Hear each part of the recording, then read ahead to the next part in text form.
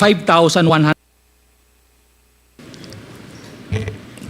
Thank you, Mr. Chair. Before I start, I just want to say that this is a very difficult thing to do, and I apologize to my children who didn't like me to join this session, and also my colleagues who are my friends, but I have to read my statement. My name is Gloria Humamil Mercado, and I have dedicated over 40 years to public service in the government of the Philippines. In my last year with government, I served as the Undersecretary for Human Resource and Organizational Development of the Department of Education.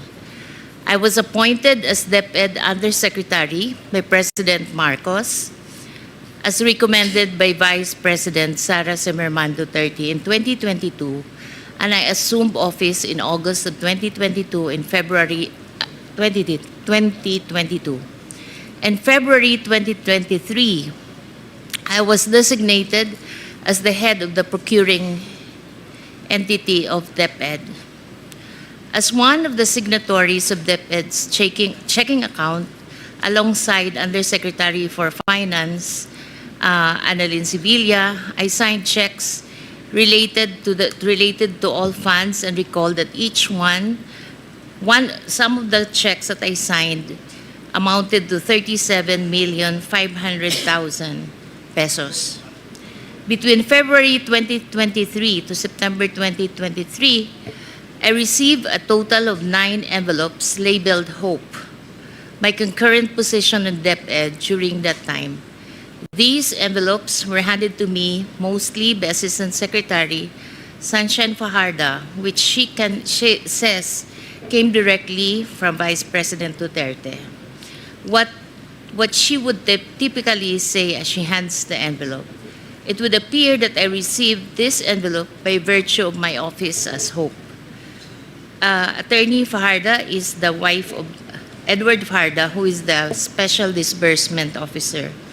Although the exact date evades recollection, sometimes during the course of my tenure with Deped, a member of my staff informed me that an inquiry was made by one of our officers in the field that Mr. Fajardo had made inquiries about the bank accounts of several individuals, and if divulging such information to him was permitted. My office confirmed that it was upon the instruction of the Office of the Secretary.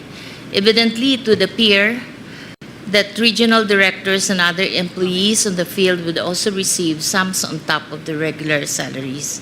Sometimes in October 2023, as the likelihood of a bidding failure for Deped computerization have become apparent, I was approached by Attorney Monsayak, and he suggested, in the presence of other officials who was with me, that the bidders should just discuss among themselves. Mag-usap-usap na lang para hindi masayang yung pera ng 2023. I firmly asserted that the procurement must be implemented and conducted in strict adherence with the rules.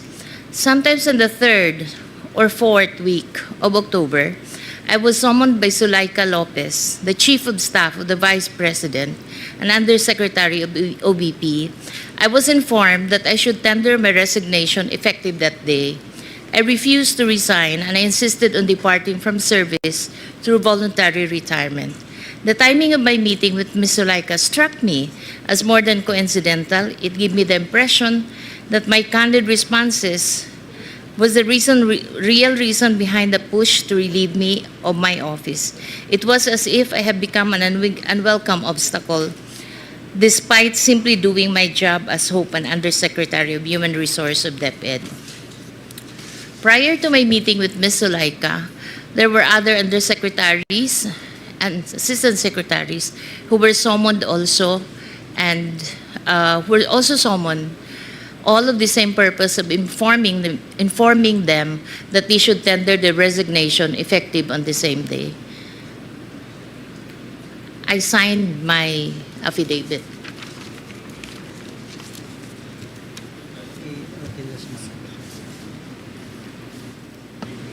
Can we request for the copy of the affidavit, Mr. Chair? Comsec, could you please get, or, yes, pwede po ba makahingi kami ng affidavit? Thank you po, ma'am, sa inyong statement.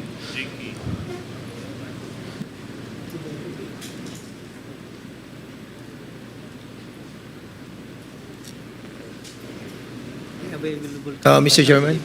I think meron yung Yes, can Congressman binigay na. Dan Fernandez, with the indulgence of Congresswoman Jingy Luistro. Yeah, we don't have a copy yet of the affidavit, but I heard the name of Attorney Monsayak, and a while ago, Congressman Chairman Caraps mentioned his name as the former official of the OBP. Can we invite also, if Attorney Monsayak, yeah. could you please? But ano po yung mga foundation that you can relay to this committee as your established personality? Thank you, Chair, for that question. Yes, Yusek Mercado, you are recognized. I was, as I mentioned, I'm already 40 years in government. I was pulled out from my fourth-year college. I was 19 years old when I worked with then Minister Vicente Paterno as Masikap. I think one of the famous Masikap here is also Congressman from Cagayan de Oro. So I started working in Mindanao as a field worker, and I rose the rank up to an assistant secretary on mostly on merit. And then I had my PhD in Mainland China Studies. So when I got back, I was asked by Secretary Bert Gonzales to join him in the National Security Council, and that's where I was totally grounded on social democracy and being able to work well with the countryside and the other sector.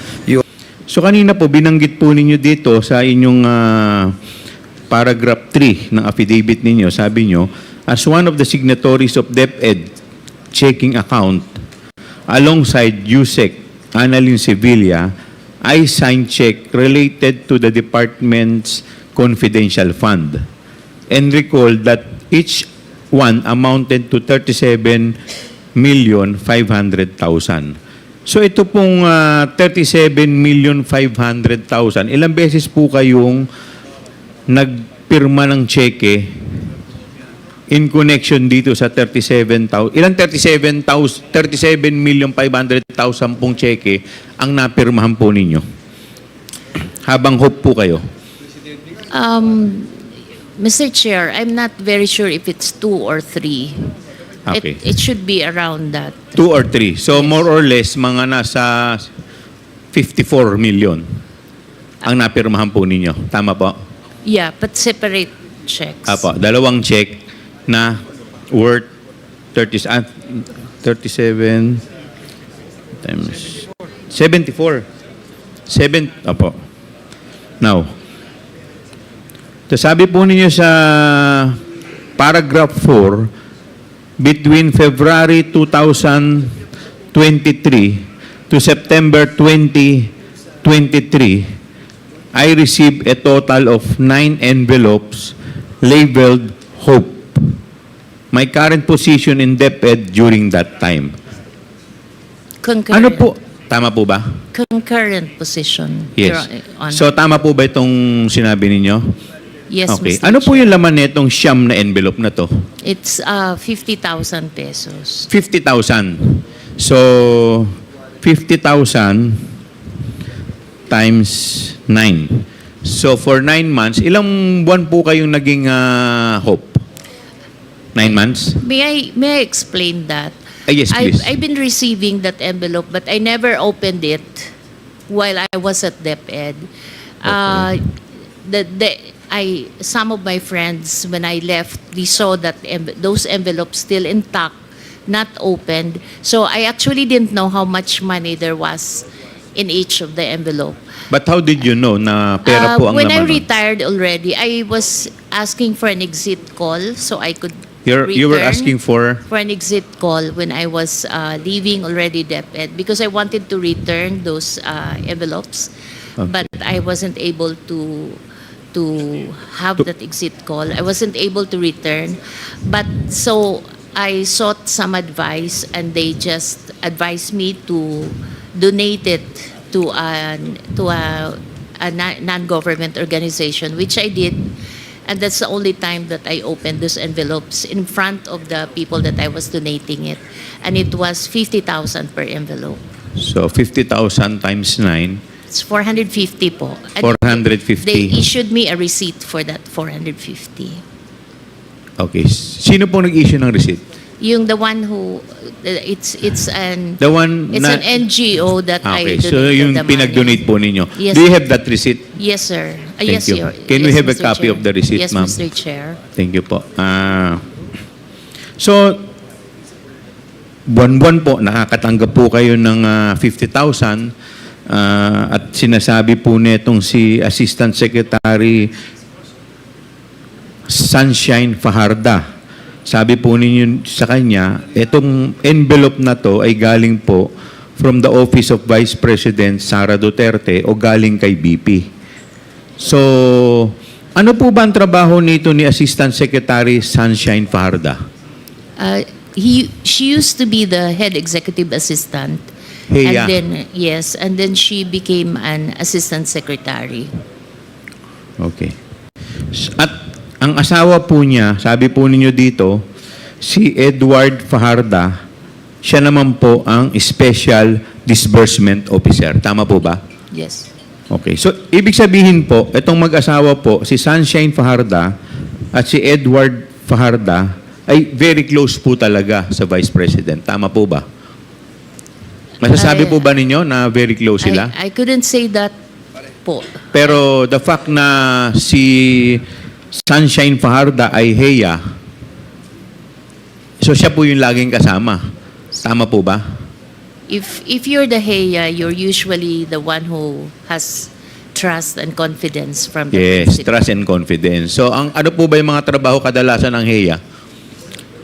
It's really doing the Parang chief of staff din po yan Yes. Tama po ba?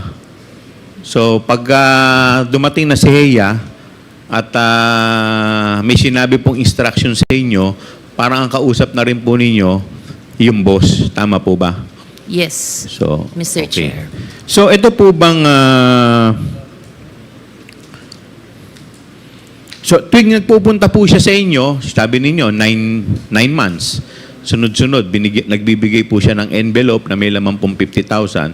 Tuwing nagpupunta po siya sa inyo, sinasabi po niya, galing kay VP. Tama po ba? Kami po yung umaakyat sa Umaakyat kayo. Office of the Secretary. Saan po kayo umaakyat? Saang office po? Sa Office of the Secretary. Kasi that's where she holds office. Sa office ni Assistant Secretary Fajarda. Yes. Okay. Yes, Chair. By the way, ito po bang opisina po niya? Gaano po ito kalayo sa opisina ni BP Sara? The same Same office. So, ibig sabihin, isang opisina lang po silang dalawa. Okay. Pero kasi normally po, yung USEC ang nagpapatawag ng ASEC eh. Tama po ba? Tama po ba? Kasi mas mataas po yung USEC kaysa sa ASEC eh. But this time, yung ASEC po ang nagpapatawag sa USEC. Tama po ba? Yes, Chair. Okay. So, yun po eh hindi naman normal kasi normally talaga ang boss ng ASEC, yung USEC. Tama po ba? Okay. So, the fact na kayo po ay pinatatawag ng ASEC, ibig sabihin po talaga, talagang very close at talagang parang very close siya sa secretary. Tama po ba? Parang alter ego po siya. Okay. Yung, pakidescribe nyo nga yung opisina ng Office of the Vice President at saka ito pong opisina ni Assistant Secretary Sunshine Fajarda. Ano po ba yan? Kunyari, halimbawa, ito po, isang opisina to. Meron lang po ba siya doong table o meron din siyang sariling opisina doon? May sarili siyang May sariling cubicle. opisina. So, para siyang chief of staff doon. Okay. Pero lahat yan under ng Office of the Secretary. Kasi normally po, ang mga may opisina lang po doon, USEC. Tama po ba? May- Ang mga USEC po, may kanya-kanyang opisina, tama po ba? Sa baba po. Sa baba. Eh, yung mga ASEC po, may mga opisina rin po ba? Yes, Saan yes, po? Sa baba rin. Naka-scattered kasi madami. Naka-scattered. So, ibig sabihin, on top dun sa opisina niya as ASEC, meron din siyang opisina sa loob ng opisina ng secretary as HEA. No po, Chair. Wala. Yun lang yung office niya. Ayun lang ang office niya. So, ibig sabihin Kasama talaga... din niya yung yung Chief of Staff. Okay. Ang nag-office doon, Chief of Staff at saka yung ASEC. Dun sa loob ng opisina ng secretary. And then Okay. Yes. So, yun lang po. Salamat po. Yes, with the indulgence of Congresswoman Luistro, the Chair would like to recognize Congressman J. Konghun.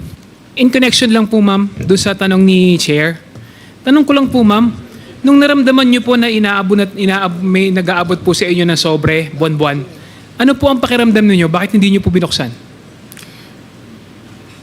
I must admit that I was uncomfortable with those envelopes, but parang ang hirap din kasi I'm not sure if others are receiving. Parang ang hirap din I didn't know if others are receiving. I cannot say. So ang ginawa ko na lang is I had this pouch that iniiwan ko lang sa office. Nilalagay ko lang doon yung mga binibigay sa akin na pera. Sa pakiramdam po ninyo, para po saan yun? Ang feeling ko is she has naman resources to give to she has probably personal resources that she can share to her people, and I'm not really, ayoko mag-speculate, but the only thing I could say is I wasn't comfortable with it. Hindi po ba kayo nagtataka? Kayo po yung head ng HOPE, ng procuring entity, tapos may natatanggap po kayo na buwan ng 50,000? As I mentioned, it is uncomfortable, and that's precisely the reason why I wasn't opening it at all. I was just putting it in one pouch. Thank you, Mr. Chair. The Chair Mr. would Chair, like to recognize Congresswoman Luistro. thank you. My question is addressed to Ma'am Mercado. Ma'am, do you confirm when you were still in Deped, you were occupying concurrently USEC for HR and HOPE? Yes. Sabay Mr. po yun. When were you appointed as Undersecretary for Human Resources and Organizational Development? We were all appointed together by the President July, but I only assume Can you please state the year?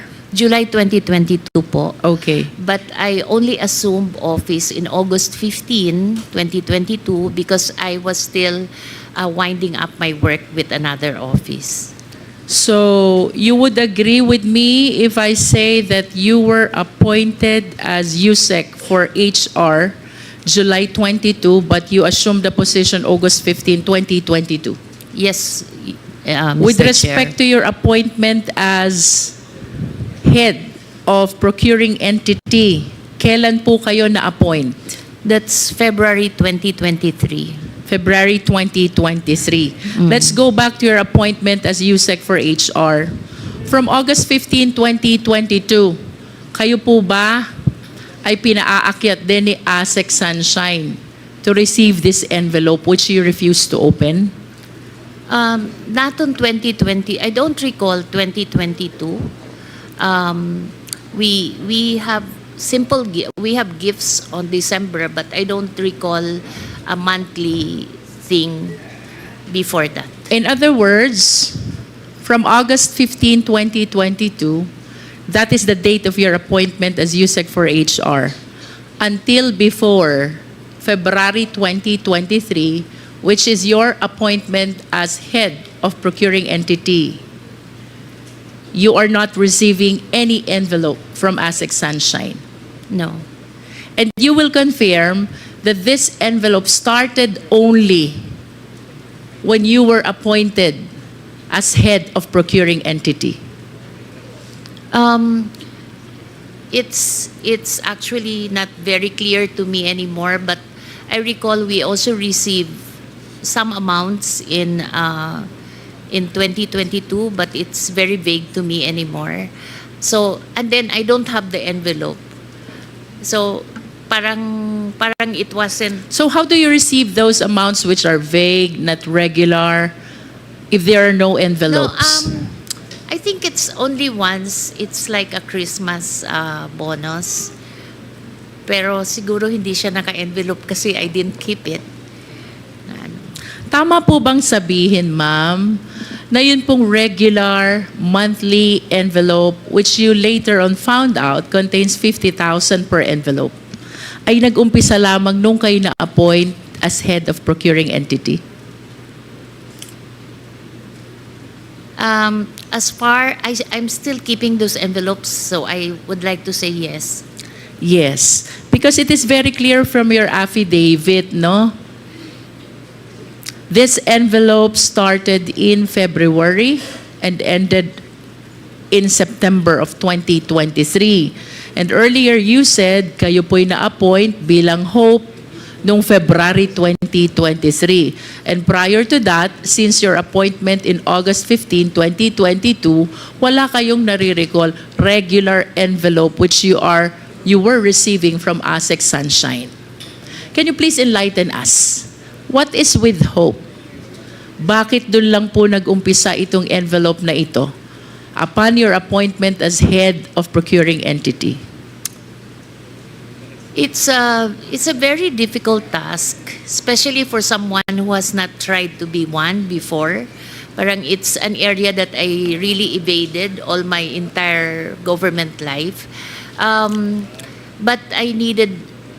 There's just too many already pending procurement at that time. So when I was asked if I could be designated as the Hope, I first referred them to other people who are seasoned in procurement, like sina Yusek Rebsi, but Yusek Rebsi was already too preoccupied with operations. So I finally accepted the position, and it was difficult because I have to study the procurement law, and I was given I had a lawyer and someone who's only a retiree to review the documents with me when we signed the contracts. And I had commitment from when I accepted the post, I made it a family decision, you know. Like among the execom, I asked our legal before, Yusek Brady and ASIC Amanda Nograles, that everything that I signed has to be thoroughly reviewed by legal. And so I had that commitment of support from everyone in the execom, and so I accepted the post. In brief, ma'am, can you please enlighten us, why do you say na mahirap, difficult ang position ng Hope?